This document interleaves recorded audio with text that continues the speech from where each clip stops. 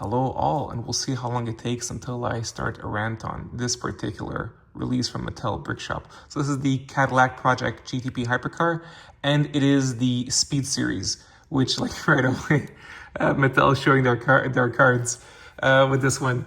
So yes, they have different names. I believe there's Elite and Premium, and this is the Speed Series because it's the one that has the same scale as a Speed Champions. And here is another Le Mans type vehicle that I have to compare it, the Speed Champions Porsche.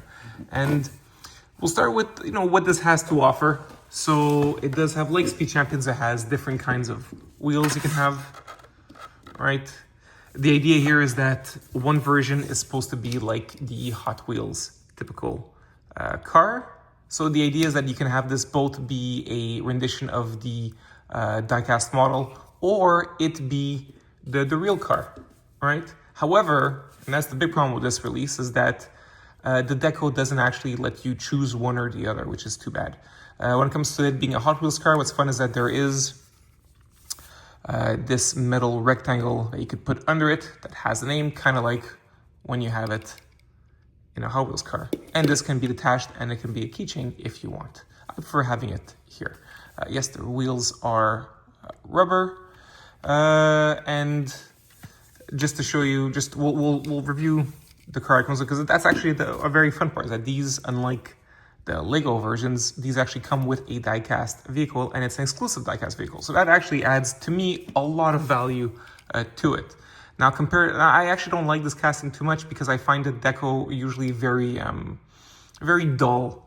So it's either like entirely black, entirely yellow. The entirely yellow one doesn't look good at all. This one, though, I gotta say, I do like some of the highlights it gives.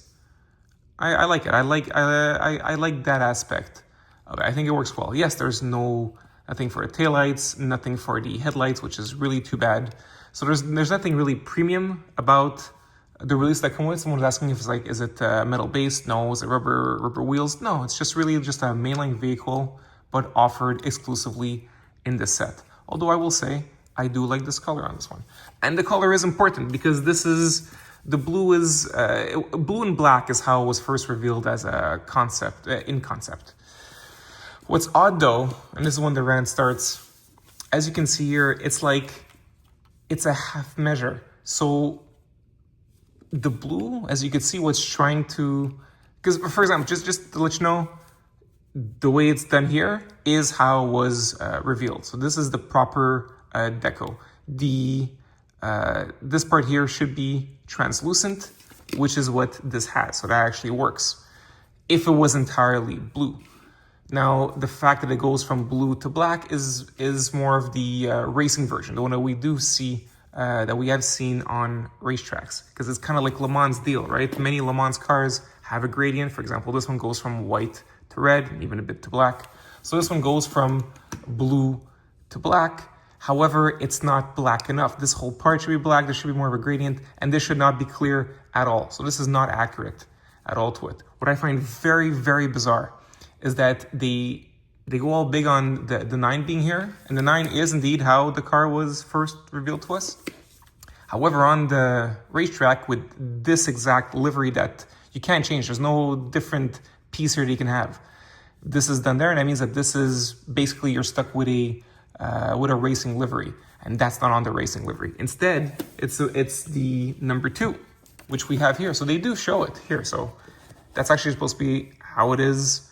I mean, obviously it's supposed to be more black here, but yeah, it's number 2, not number 9. So this just clashes. It's just very, very odd, and that's not supposed to be trans clear. So there's just, basically, you can't really get the deco that you want if you want to replicate a Hot Wheels car, and you can't get a deco that you want to try and replicate the way it looked like, in real life on the racetrack.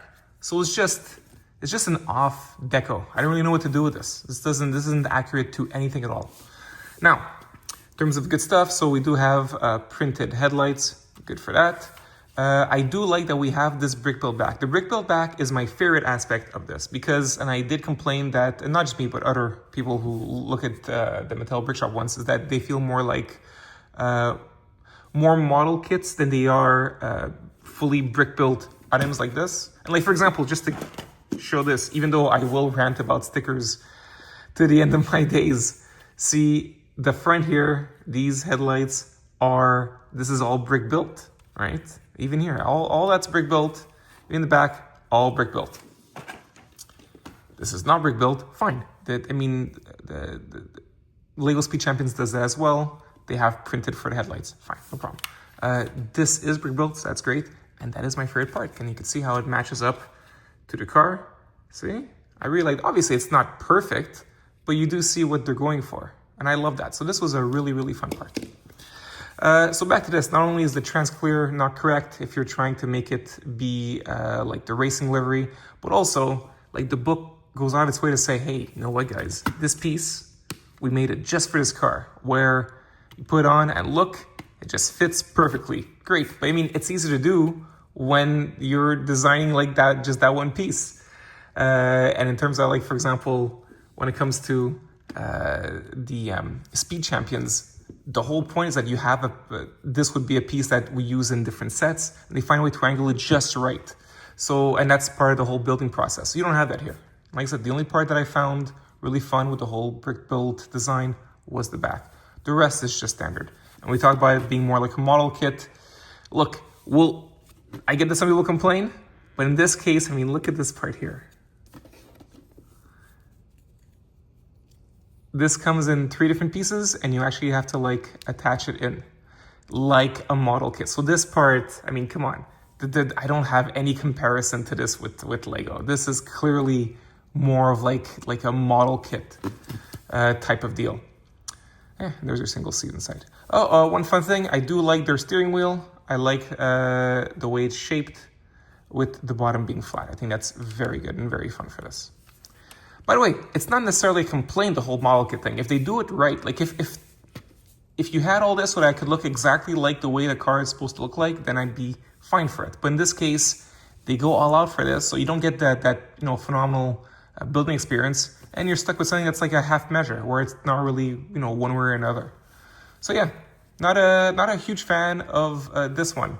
The only thing that I like, I guess, is that it came with, to me, the best looking version of this casting so far with this deco. That's all I can say. And even that's not accurate to it, right? I mean, if it was, obviously it'd be all blue, but even like the red would go through. Anyways, it'd be it's an easy fix. But still, just examples of how it just doesn't work out for me.